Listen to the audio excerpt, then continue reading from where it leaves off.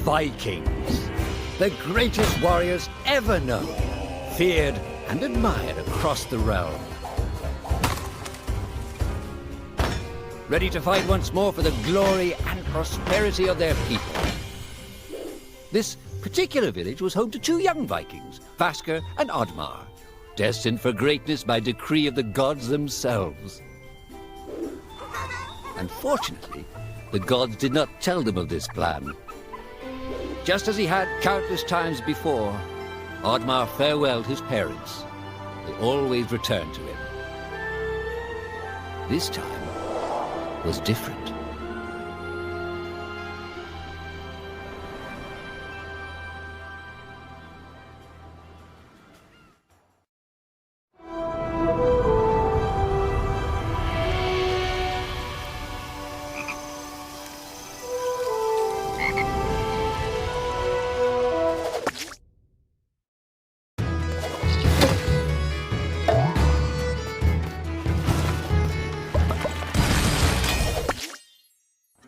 Years passed, and the Viking warriors continued on their pillaging voyages and grew ever richer.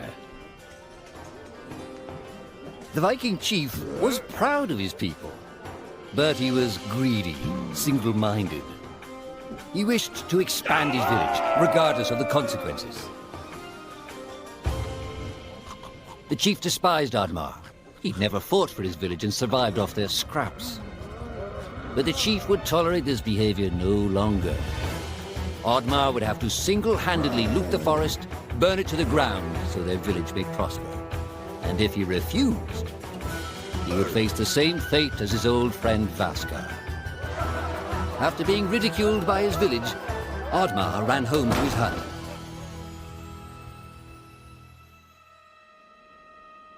Oddmar felt hurt and lost. He loved his people, but he couldn't be what they wanted him to be. Perhaps he thought he wasn't a true Viking. Maybe some sleep would do him good. Oddmar couldn't believe his eyes. At his side was his long-lost friend Vasker. And in front of them stood the hallowed gates of Valhalla. "Wait!" cried Oddmar, as his old friend stepped into the light. In front of Oddmar appeared a strange apparition, a forest fairy. She condemned Oddmar's selfish ways and his squandered potential. He had let down those closest to him. He did not deserve a place in Valhalla. But she offered him a deal, a great power.